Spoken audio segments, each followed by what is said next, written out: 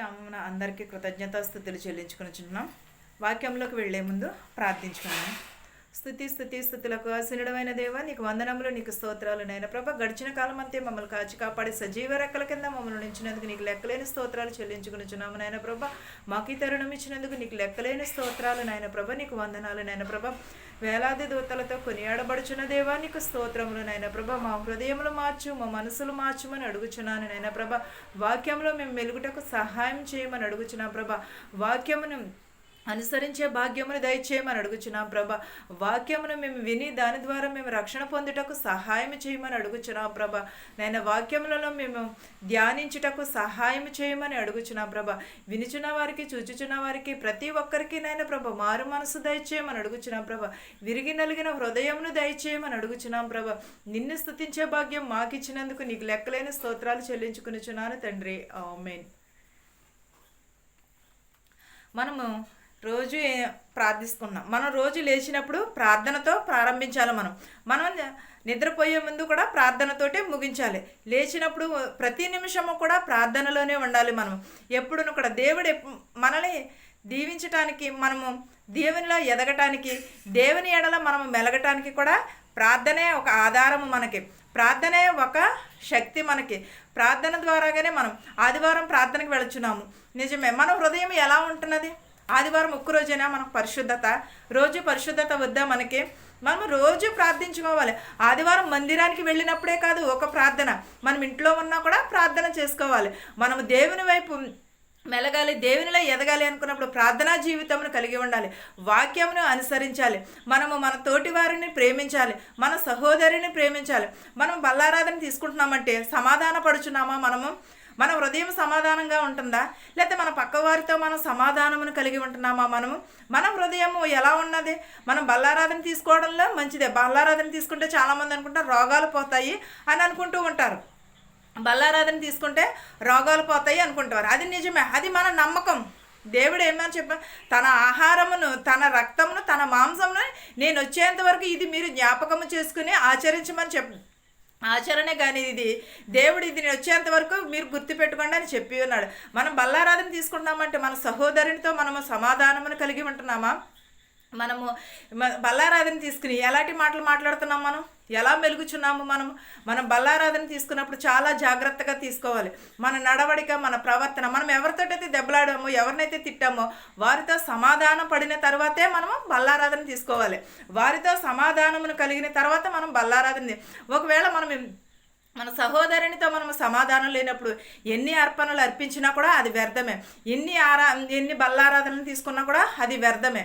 ఎంత మాత్రమును కూడా మన సహోదరునితో సమాధానం, మన సహోదరుడు అంటే మన అక్క చెల్లెలు, మన అన్నదమ్ములు ఇవేళ్లే కాదు, మన తోటివారు కూడా, మన ఇంటి ప్రక్కవారు కూడా, వీళ్ళందరూ కూడా మన సహోదరులే. మనం ముందు మన సహోదరుని ప్రేమ కలిగి ఉండాలి. ప్రతి ఒక్కరును కూడా మన శత్రువును కూడా ప్రేమించేంత విధంగా ఉండాలి. మనం బల్లారాధన తీసుకొచ్చి వెంటనే వీళ్ళ మీద ఆళ్ళ మీద చాడీలు, వీళ్ళ మీద ఆళ్ళ మీద ఏదో ఒకటి చెప్పడం, ఏదో ఒకటి అలాంటి సాంగత్యం చేసినప్పుడు మనం ఎప్పుడూ కూడా బల్లారాధన తీసుకోకూడదు. బల్లారాధన ఆచరించితేనే తీసుకోవాలి. దేవుని జ్ఞాపకం చేసుకునేటకు మనం తీసుకుంటున్నాం నిజమే, కానీ తీసుకున్నప్పుడు కూడా మన హృదయం శుద్ధిగా ఉండాలి కదా. మన హృదయం శుద్ధిగా ఉండాలి, మనము కూడా శుద్ధిగా ఉండాలి. మనం సమాధానమును కలిగి ఉండాలి. నీవుని నేను కూడా ప్రతి ఒక్కరును కూడా సమాధానం కలిగి ఉండాలి. వాక్యంలోకి వెళదామండి. మత్తయి సువార్త 5:26 చూద్దామండి. కడపటి కాసు చెల్లించే వరకు అక్కడ నుండి నీవు వెలుపలికి రానేరవని నీతో నిశ్చయముగా చెప్పుచున్నాను. కడపటి కాసులు చెల్లించే వరకు కూడా మన సహోదరునితో సమాధానం లేనప్పుడు మనము దేవుని రాజ్యంలో కూడా ప్రవేశించుట వ్యర్థమే. ఎన్ని కాసులు సంపాదించినా కూడా వ్యర్థమే. రానేరవని నీతో నిశ్చయముగా చెప్పుచున్నాను. వ్యభిచారం చేయవద్దని చెప్పబడిన మాట మీరు విన్నారు కదా. నరహత్య చేయకూడదు, పదాజ్ఞల్లో ఉంటుంది కదా, నరహత్య చేయకూడదు, వ్యభిచరించకూడదు అని కూడా ఉంటుంది. మనము ఈ లోకంలో ఉన్నంతసేపు పాప జీవితమును మాత్రమే కలిగి ఉంటాం. ప్రతి ఒక్కరిని కూడా ఏదో ఒకసారి మారు మనసు ఉంది. తప్పు చేయటము మానవ సహజమే అని అంటూ ఉంటారు, కానీ దాన్ని సర్దిద్దుకోవాలి కూడా. మనం చేయకోకుండా ఉండలేము అని అనుకుంటూ, కానీ మన మనస్సు కూడా గద్దిస్తూ ఉంటుంది. మనం ఎప్పుడూ కూడా వ్యభిచారమును చోటు ఇవ్వకూడదు. ఎప్పుడూ కూడా వ్యభిచారమునకు దూరంగా ఉండాలి. నేను మీతో చెప్పినదేమనగా, ఒక స్త్రీని మోహపు చూపుతో చూచి ప్రతివాడును అప్పుడే తన హృదయమందు ఆమెతో వ్యభిచారం చేసిన వాడగును. ఎవరండి? ఇప్పుడు దారంటే ఎవరన్నా వెళ్చును అనుకోండి. ఇప్పుడు యవనస్తులు ఎలా ఉన్నారు? తమ నడతను శుద్ధి చేసుకోలేదు, వ్యభిచారం చేయుచును. మనము మోహపు చూపుతో చూసినా కూడా వారితో మనం వ్యభిచారం చేసినట్టే. ఎవరైనా దారంటే వెళ్తున్నారు అనుకోండి, ఏ భలే ఉన్నదిరా, ఇలా ఉన్నదిరా, అలా ఉన్నదని ఏదో కామెంట్ చేయడమే తప్ప. కానీ అలా కామెంట్ చేసినా కూడా అది కూడా ఆమెతో వ్యభిచారం చేసినట్టే. చాలా బాగున్నది అని కూడా మోహపు చూపుతో అన్నా కూడా అది ఒక రకమైన వ్యభిచారమే. నీ కుడికన్ను నిన్ను అభ్యంతరపరిచిన ఎడల దాన్ని పెరికి నీ యొద్ద నుండి పారవేయము. నీ దేహమంతయు పరలోకంలో పడవేయబడకుండా నీ అవయవములలో నొకటి నశించుట నీకు ప్రయోజనకరమే కదా. మనము చూసి వారిని అలా అన్నప్పుడు ఈ కన్ను పీకేయమంటే మొత్తానికి పీకేయడం అని కదా. మన చూపును మనం అధీనంలో ఉంచుకోవడము, దానిని మనము స్వాధీనం చేసుకుంటే మన పరలోక రాజ్యంలో ప్రవేశం ఉంటుందని చెప్పుచున్నాడు. ఒకవేళ అలాగ చేయటం కూడా అది మనకి ఒక రకంగా ప్రయోజనకరమే కానీ చెడ్డదేమీ కాదు. నీ కుడి చెయ్యి నిన్ను అభ్యంతరపరిచిన ఎడల దాన్ని నరికి నీ యొద్ద నుండి పారవేయము. నీ దేహమంతయు నరకంలో పడకుండా నీ అవయవములలో ఒకటి నశించుట నీకు ప్రయోజనకరమే కదా. ఏంటదండి? మన చేతులతో మన మొహపు చూపుతో చూచినప్పుడు వాటిని పిరికివేయుట నీకు పరలోక రాజ్యమునకు ప్రవేశము. అది నీకు ప్రయోజనకరమే కానీ చెడ్డది కాదు. అది నరకము నుండి నిన్ను నీ దేహమును కూడా పరలోకమునకు నడిపించునని చెప్పుచున్నాడు. పరలోకంలో నీ యొద్ద నుండి పారవేయుట నీ దేహమంతయు నరకంలోకి పడకుండా అది అలా చేసుకున్న ఎడల మన కన్నును మన చేతిని మన స్వాధీనంలో ఉంచుకున్న ఎడల దాని నుండి మన నరకం నుండి తప్పించుటకు కూడా అది నీకు ఒక రకముగా ప్రయోజనకరమే కదా అని చెప్పుచున్నాను. తన భార్యను విడనాడు వాడు ఆమెకు పరిత్యాగ పత్రిక ఇవ్వవలెను. చెప్పబడినదేమనగా, మన భార్యను చాలామంది కూడా కొడుతూ ఉంటారు, తిడుతూ ఉంటారు ఎన్నో. అలాంటినప్పుడు దాన్ని ఒకవేళ వారికిద్దరికి ఇష్టం లేనప్పుడు పర్యాగ పత్రిక కూడా, అంటే విడాకులు తీసుకోవడం అనేది ఎవరో తీసుకోమని చెప్పట్లేదు, విడాకులు కూడా తీసుకోకూడదు. భార్య భర్తలు సాంగత్యం కలిగి ఉండాలి.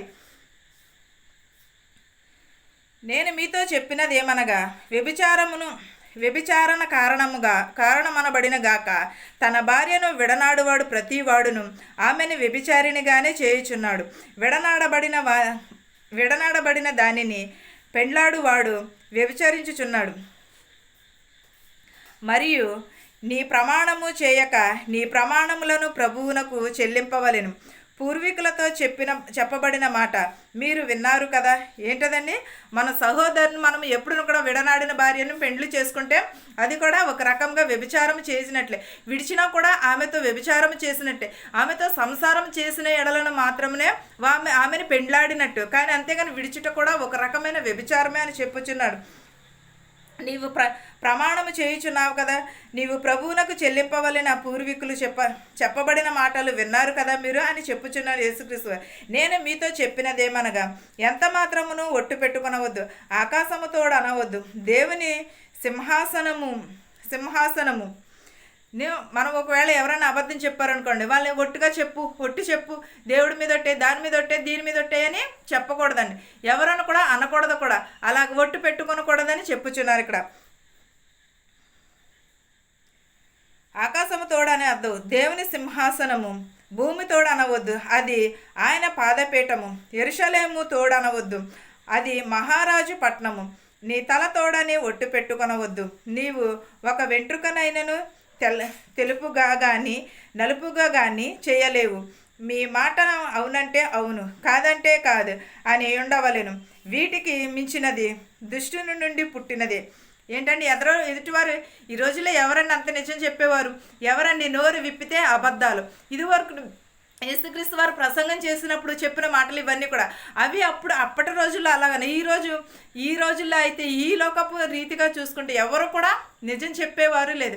వారు ఎదుటివారు సహోదరుని దగ్గర నుంచి ఒకటి దొంగిలించారనుకోండి, అది మనం అడిగితే అబద్ధం, దాని అబద్ధానికి 1000 అబద్ధాలు చెప్తారు. అదే నిజముగా చెప్పుకుంటే అది నిజమని మనం కూడా నమ్ముతాము, అది నిజమని కూడా చెప్తాం మనం ఎప్పుడూ కూడా. అవునంటే అవును, కాదంటే కాదని. ఒకవేళ వాళ్ళు నిజంగానే అబద్ధం చెప్పారనుకోండి, వాళ్ళ పాపమునే ఆలేపోతారు. దేవుడు వాళ్ళకే శిక్షిస్తూ ఉంటారు. మన సహోదరునిది ఏమి కనీసం ఈనుపుల్లో కూడా తెచ్చుకోకూడదు. ఒకవేళ తెచ్చుకుంటే మనం శాపగ్రస్తులు, మన వస్తువులు ఏమిటో అనేది మనకు తెలుస్తుంది. కానీ అయినను కూడా మనం అలా చేసిన ఎడల దేవునికి మనం లెక్క అప్పగించుకోవాలి. ప్రతి ఒక్కరును కూడా, నీవును నేను కూడా, ప్రతి ఒక్కరును కూడా దేవుని యందు మనము విశ్వాసం ఒట్టాన్ని పెట్టుకోకూడదు. దేవుని ఎదుర మనం ఎప్పుడైతే ఎదుగుచున్నామో అప్పుడు అవునంటే అవును, కాదంటే కాదు. ఒక్కసారి అబద్ధం చెప్తే కానీ జీవితంలో ఎవరును కూడా నమ్మరు వారి మాట. ఎప్పుడును కూడా అబద్ధము చెప్పకూడదు, ఒట్టు పెట్టుకోకూడదు. అబద్ధం చెప్పి ఒట్టు అని అనకూడదు. ఈ రోజుల్లో ఇప్పుడు నీకు ఇట్టిది నాకు నిజమో అది ఇవి ఇలాంటివి ఇప్పుడు ఈ రోజుల్లో మాటలు అలాగ కూడా అనుకోనకూడదు. అవునంటే అవును, కాదని. ఒకవేళ మనం చేయని తప్పుకి వాళ్ళు నిందించారు, దేవుడు వాళ్ళకి శిక్ష విధించుకుంటాడు. మనం ఎప్పుడును కూడా మన సహోదరుడిని కానీ మన తోటి వారిని కానీ ఎప్పుడును కూడా మనము ఒట్టని అనకూడదు. మనం ఎప్పుడును కూడా మీ మాట అవునంటే అవును, కాదంటే కాదని ఉండవలేను. వీటికి మించినది ఏదైనా ఉంటే అది దుష్టుని నుండి వచ్చినదే, శాతాను నుండి వచ్చినదే కానీ మనుషుల నుండి వచ్చినది కాదు. కంటికి కన్ను పంటికి పళ్ళు అని చెప్పబడిన మాట విన్నారు కదా. ఎవరైనా ఈరోజు ఏమంటారు, ముళ్ళుని ముళ్ళుతోటే తీయాలి అని చెప్తూ ఉంటారు. నిజంగా కంటికి కన్ను పంటికి పని అది దేవుడే శిక్ష విధించుకుంటాడు. వారిని దేవుడే శిక్ష విధిస్తూ ఉంటాడు. నేను మీతో చెప్పినదేమనగా, దుష్టుని నుండి ఎదిరింపక నిన్ను కుడి చెంప మీద కొట్టిన వాని వైపునకు ఎడమ చెంప కూడా త్రిప్పుము. ఎవడైనను నీ మీద వ్యాజ్యము వేసి నీ అంగీ తీసుకున్న గోరిన ఎడల వానికి నీ వస్త్రము కూడా ఇచ్చివేయము. మనం ఈ చెంప కొడితే ఆ చెంప చూపు. ఇప్పుడు అంత సహనం కలిగిన వాళ్ళు ఎవరున్నారండి ఈ రోజుల్లో? వాడు కొడతాడని తెలియకముందే 2 దెబ్బలు వేసేస్తారు. వాళ్ళకి తిడతాడని తెలియకముందే అలాంటి గొడవల వల్లనే కదండి ఊరిలో గొడవలన్నీ కూడా. మనం తగ్గించుకుంటే వారు కూడా తగ్గింపబడతారేమో. ఈ రోజు నేను కొడితే తిరిగి కొడితే ఒకవేళ కొట్టకపోయినా కూడా అది కూడా నామోసియర్. అది దాన్ని బట్టి కూడా ఏమని అంటున్నారు, అది కూడా కొట్టలేడురా, ఈడే ఎందుకని కొడతాడురా, ఇది లేదులా అది లేదులా అని ఇదే అంటారు తప్ప. కానీ ఏది కూడా ఒకవేళ కొట్టి మనం తగ్గింపగలిగి స్వభావము కలిగి ఉన్నా అని తక్కువ చూపు చూస్తారు. అదే కొట్టుంటే అబ్బా వీడు వీరుడురా కొట్టాడురా అని అంటూ ఉంటారు. అది కాదు కదా దేవుడు ఏమని చెప్పుచున్నాడు, ఎడమ చెంప మీద కొడితే కుడి చెంప మీద, కుడి చెంప మీద కొడితే ఎడమ చెంప మీద చూపించమని చెప్పుచున్నాడు.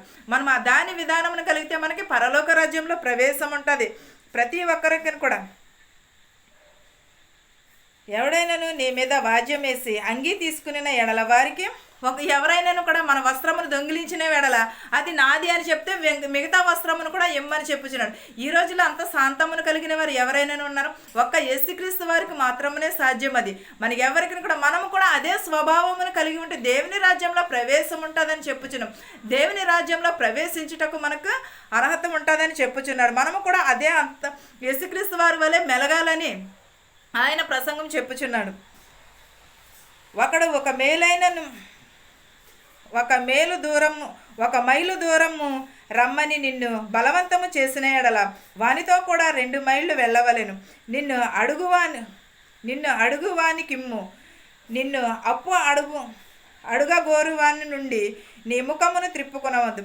ఎవరైనాను కొంచెం దూరం వెళ్దారా, భయమేస్తుందంటే ఈ రోజులు ఎవరు వస్తారని, నాకేం పని పాట లేదా, ఇంక నీ కూడా నేను తిరుగుతూ ఉంటానా అని అంటూ ఉంటారు. అలా కాకుండా ఏమంటే కొంచెం దూరం రమ్మన్నప్పుడు ఇంకా కొంచెం దూరం వెళ్ళి దింపి రమ్మను. ఎవరైనా నీ ఇంటికి అప్పుకొచ్చి ఉన్నారనుకో, ఉంచుకొని లేదని అనకూడదు. అది కూడా దేవుని రాజ్యంలో ప్రవేశించుటకు అర్హత కాదు. మనం ఎప్పుడైతే ఉన్న దాంట్లో కొంచెం పెట్టి కొంచెం తీసుకుంటే అది దేవుని ఉంచుకొని మన ఇంటికి అప్పుకోతున్నారు బాబాయ్ అని ఈ రోజుల్లో తలుపులు వేసేసుకునే వాళ్ళే ఉన్నారండి. ఎవరును కూడా అంత శాంతమును అంత దయను కలిగిన వారు ఎవరును కూడా లేరు. ఎవరైనా సరే అయ్య బాబాయ్ నాకు అప్పు వచ్చేస్తుంది బాబాయ్, దీనికి ఎవడెత్తాడో తీరుతుంది ఏంటి అని తీర్చకపోవడం దేవుడు చూసుకుంటాడు. వారు ఎంత ఆపదలో ఉండి వచ్చి ఉంటారంటారు, మన ఇంటికి ఎంత శోధనలో వచ్చి ఉండి ఉంటారంటారు. అలాంటినప్పుడు మనం ఇవ్వాలి తెచ్చుకోవాలి. నీ పొరుగు వారిని ప్రేమించి నీ శత్రువులను ద్వేషించమని చెప్పబడిన మాట మీరు విన్నారు కదా. ఎవరండి? నీ పొరుగు వారిని ప్రేమించి నీ శత్రువుని ద్వేషించమని చెప్పబడిన, నీ శత్రువుని కూడా ప్రేమించాలి, నీ పొరుగు వారిని కూడా ప్రేమించాలి. మీ మాట విన్నారు కదా. నేను మీతో చెప్పినదేమనగా, మీరు పరలోకమందున్న మీ తండ్రికి కుమారులై ఉండినట్లు మీ శత్రువులను ప్రేమించుడి, మిమ్మును హింసించు వారి కొరకు ప్రార్థన చేయుడి. ఎవరండి? మన పరలోక రాజ్యంలో మీరు పరలోకమును తండ్రికి కుమారులై ఉండినట్లయితే మీరు పరలోక రాజ్యంలో ప్రవేశించుటకైతే మీ శత్రువులను కూడా ప్రేమించమని, నీ పొరుగువారిని కాదు ప్రేమించటం, నీ శత్రువును కూడా ప్రేమించమని చెప్పుచున్నాడు. ప్రతి ఒక్కరిని కూడా మీ శత్రువును కూడా ప్రేమించుడి. మీ హింసించే వారి కొరకు కూడా, మనల్ని తిట్టిన వారి కొరకు కూడా ప్రార్థన. మనము పైకి చెప్పుకోవడం కాదండి, నేను పాలనోళ్ళ కోసం ప్రార్థన చేస్తున్నాను, కానీ మనం ఆ విధానం కనిపిస్తూ ఉంటుంది మనలో. మనం నిజంగా ప్రార్థన చేస్తున్నామా, నిజంగా ప్రార్థన చేయట్లేదని దేవుడు చూస్తాడు.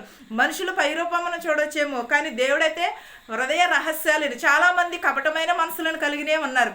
ఎవరును కూడా నీతి నిజాయితీని కలిగి ఎవరును కూడా లేరు. ప్రతి ఒక్కరును కూడా పైకి ఒకలాగా మెలుగుతున్నారు, లోపల వేరేలాగా మెలుగుతున్నారు. అలాగ మాత్రం ఉండం. మన లోపల కూడా శత్రువుని ప్రేమించాలి, బయటను కూడా శత్రువుని ప్రేమించాలి. ప్రతి ఒక్కరును కూడా శత్రువుని ప్రేమించాలి. మనం శత్రువుని ప్రేమించిన ఎడల మనకి దేవుని పరలోక రాజ్యంలో ప్రవేశం ఉంటుందని చెప్పుచున్నారు. మనం బల్లారాధన తీసుకుంటేనే పరలోక రాజ్యం కాదండి. మన పరలోక రాజ్యం చేరాలనుకుంటే ఇవన్నీ కూడా చేయాలి. మన తగ్గింపు స్వభావం అని కలిగి ఉండాలి, నిరీక్షణ కలిగి ఉండాలి, మన తోటి వారితో సమాధానం కలిగి ఉండాలి. మనం ప్రేమించిన వారినే కాదు, మన శత్రువును కూడా ప్రేమించాలి. ప్రతి ఒక్కరు శత్రువుని ప్రేమించినప్పుడే నిజమైన రక్షణ పొందినట్టు. మనము శత్రువుని మనము ఎప్పుడైతే చేరదీస్తామో అప్పుడే నిజమైన మనకి రక్షణ, నిజమైన మారు మనసును కూడా అప్పుడే ఇస్తానని చెప్పుచున్నాడు. ప్రతి పరలోక రాజ్యం కూడా అప్పుడే ప్రవేశం ఉంటుందని. మన శత్రువుని ప్రేమించినప్పుడునే. మనం ఎదురుకుండా ప్రేమిస్తున్నామని వెనకాల మనం గోతులు తవ్వితే దేవుడు చూస్తున్నాడు. మనుషులు చూడకపోవచ్చేమో, దేవుడు కంపల్సరీ చూస్తున్నాడు.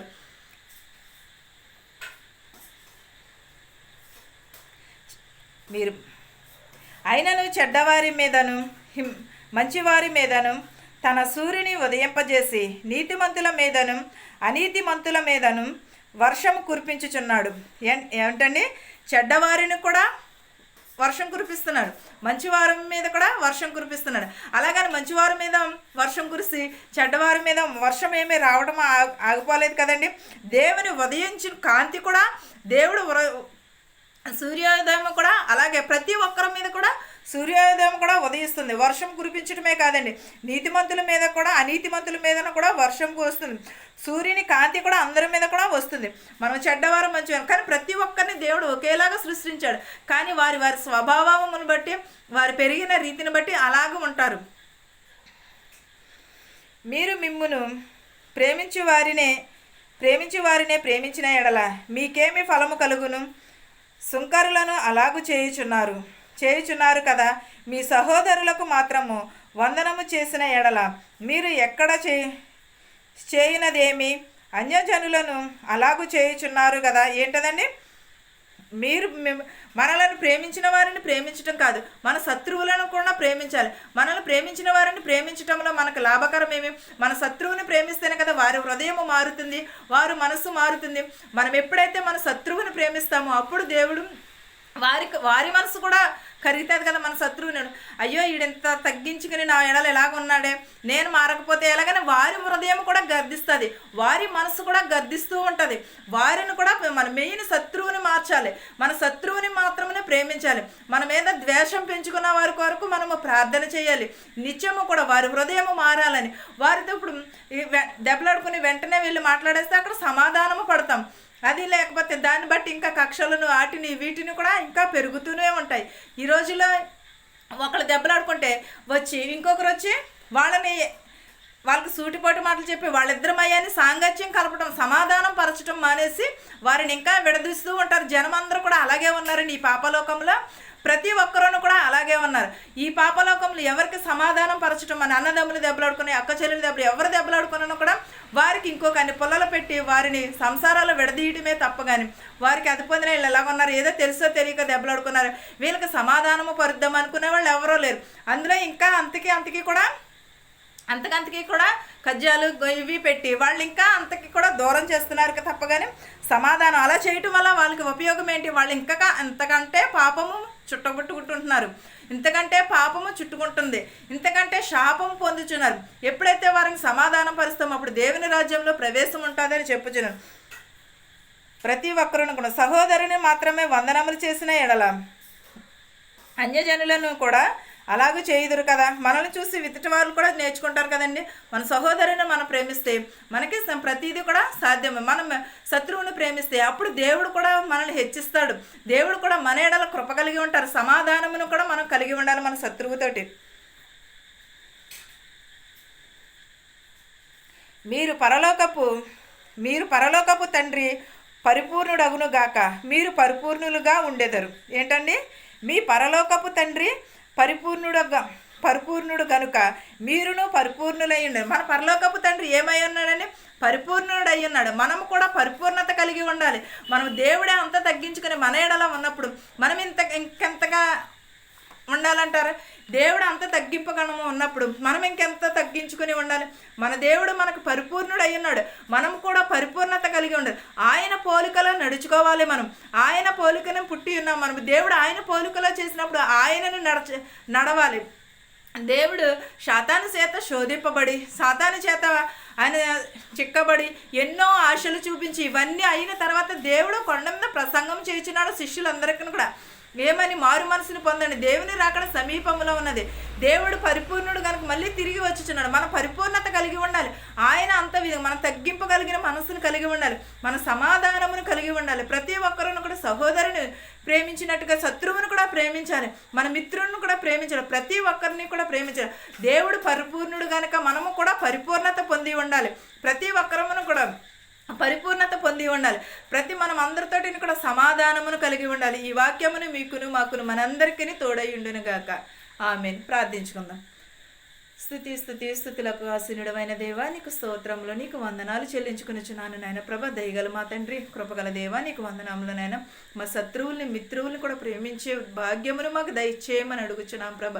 మా శత్రువుల్ని మిత్రువులను కూడా దీవించమని అడుగుచున్నాం ప్రభ. నేను ప్రతి ఒక్కరికి నైనా ప్రభ రక్షణ దయచే, మారు మనసు దయచేయమని అడుగుచున్నాము నాయన ప్రభ. నేను ఇతర దేశంలో పని చేయించుండగా ప్రభా, వారందరికీ శక్తిని బలమును దయచేయమని అడుగుచున్నాం ప్రభా. ఎంబెస్సీలో పని లేక చాలామంది బాధపడుచున్నారు ప్రభా, వారికి పనులు దయచేయమని అడుగుచున్నాం ప్రభా. మెడికల్కి వెళుచున్నారు ప్రభా, మెడికల్లో పాస్ అయ్యేటకు సహాయం చేయమని అడుగుచున్నాము నాయన ప్రభా. ఇతర దేశంలో వెళ్ళాలని ప్రయాణం పెట్టుకుని ఉన్నారు ప్రభా, వారి ప్రయాణం అంతట్లో తోడునీడుగా ఉండమని అడుగుచున్నాము నాయన ప్రభా. నేను ప్రతి ఒక్కరిని దీవించమని అడుగుచున్నాం ప్రభా. జ్వరాలతో బాధపడుచున్నారు ప్రభా, వారి జ్వరములు తగ్గించమని అడుగుచున్నాము నాయన ప్రభా. నాయన నీకే స్తోత్రము చెల్లించుకునిచ్చిన ప్రభా. హాస్పిటల్లో నాయన ప్రభా యాక్సిడెంట్ అయ్యి ఉన్నారు ప్రభా, వారిని కూడా ముట్టి స్వస్థపరచమని అడుగుచున్నాను నాయన ప్రభా. నాయన ప్రభా ఆపరేషన్లు చేయించుకొని ఉన్నారు ప్రభా, వారి గాయములను కూడా ముట్టమని అడుగుచున్నాము నాయన ప్రభా. నేను బస్సులో వెలిచినట్టు వారిని, హెలికాప్టర్లో వెలిచిన వారిని, ఆటోలో వెలిచినట్టు వారిని, బళ్ళ మీద వెలిచినట్టు వారిని నాయన ప్రభా, వారందరినీ కూడా ప్రభా సురక్షితంగా వారి గృహాలకు చేర్చమని అడుగుచున్నాము నాయన ప్రభా. చదువుకుంటున్న బిడ్డలను కూడా రాకపోకలు ఎందు ఉండమని అడుగుచున్నాం ప్రభా. ఉద్యోగం చేసుకుంటున్న వారిని కూడా ప్రభా వారి రాకపోకలు ఎందు మీరే ఉండమని అడుగుచున్నాం ప్రభా. నేను యవనస్తులు త్రొట్టిల్లు పోకుండా నీ పాదాల చెంత చేర్చుకోమని అడుగుచున్నాం ప్రభా. యవనస్తులు నీ కాడు మోయిట ఎంతో మనోహరం అని చెప్పి ఉన్న దేవా, నీకు స్తోత్రములు, నీకు వందనములు నాయన ప్రభా. బాలులను దీవించమని, బాలికలను దీవించమని అడుగుచున్నాం ప్రభా. బాలింతలను దీవించమని అడుగుచున్నాం ప్రభా. గర్భిణీ స్త్రీలకు సులువైన కానుపు దయచేయమని అడుగుచున్నాము నాయన ప్రభా. ప్రతి ఒక్కరికి రక్షణ దయచేయమని అడుగుచున్నాం ప్రభా. పిల్లలు లేని వారికి పిల్లలు దయచేయమని అడుగుచున్నాం ప్రభా. వధువు కోసము వరుడు కోసము ఎదురు చూస్తున్న వారికి కూడా నాయన ప్రభా సరి అయిన సాటైన సహాయము చేయమని అడుగుచున్నాము నాయన ప్రభా. ప్రతి ఒక్కరిని దీవించమని అడుగుచున్నాము నాయన ప్రభా. ప్రతి ఒక్కరికి స్వస్థత దయచేయమని అడుగుచున్నాము నాయన ప్రభా. నేను ప్రతి ఒక్క బిడ్డను దీవించమని అడుగుచున్నాం ప్రభా. బాలింతలను దీవించమని అడుగుచున్నాం ప్రభా. నేను నడువయసులో ఉన్న వారిని దీవించమని అడుగుచున్నాం ప్రభా. వృద్ధాప్యంలో ఉన్న వారిని దీవించమని అడుగుచున్నాము నాయన ప్రభా. నేను ఎదవరాలను దీవించమని అడుగుచున్నాం ప్రభా. వారి కుటుంబములను దీవించమని అడుగుచున్నాం ప్రభా. వెదవరాలు తరపున వ్యాజ్యం ఆడేవాడినని నా దేవ, నీకు వందనములు, నీకు స్తోత్రములు నాయన ప్రభా. ఉద్యోగాలు లేని వారికి ఉద్యోగములు దయచేయమని అడుగుచున్నాం ప్రభా. ఇల్లు లేని వారికి ఇల్లులు దయచేయమని అడుగుచున్నాం ప్రభా. అప్పుల బాధలో ఉన్న వారికి అప్పుల బాధలను తొలగించమని అడుగుచున్నాము నాయన ప్రభా. ఎవరికైతే అనారోగ్యంగా ఉన్నదో అనారోగ్యం తీసివేయమని అడుగుచున్నాము నాయన ప్రభా.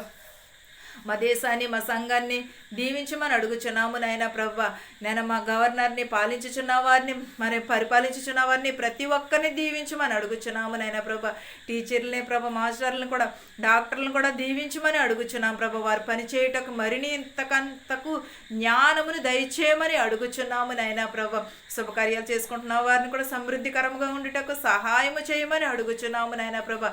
ఇంకను ఎవరినైతే మర్చిపోయి ఉంటే వారందరినీ కూడా దీవించి ఆశీర్వదించమని అడుగుచున్నాం ప్రభ. ఎవరి కుటుంబంలో అయితే శాంతిలు లేవో వారందరికీ శాంతిని, సమాధానమును దయచేయమని అడుగుచున్నాం ప్రభ. శత్రువుల్ని, మిత్రువులను కూడా దీవించమని అడుగుచున్నాం ప్రభ. ప్రతి ఒక్క కుటుంబంలో శాంతిని, సమాధానమును, పేరును, ఖ్యాతిని దయచేయమని అడుగుచున్నాము నాయన ప్రభ. ప్రతి ఒక్క కుటుంబంలో శాంతి, సమాధానము దయచేయమని అడుగుచున్నాను తండ్రి. ఆమేన్. పరలోకమందున్న మా తండ్రి, నీ నామం పరిశుద్ధపరచబడునుగాక, నీ రాజ్యం వచ్చునుగాక, నీ చిత్తమందు భూవెంద నెరవేరినట్లును మా అనుదినాహారము నేడు మాకు దయచేయము. మా ఎడల అపరాధములు చేసిన వారిని మేము క్షమించిన ప్రకారము క్షమించినట్లును దుష్టు నుండి, శోధన నుండి తప్పించుము. రాజ్యమును, శక్తియు, మహిమయు నిరంతరము నీవై ఉన్నావు మా తండ్రి. ఆమేన్. ఆమేన్. అందరికీ వందనాలండి.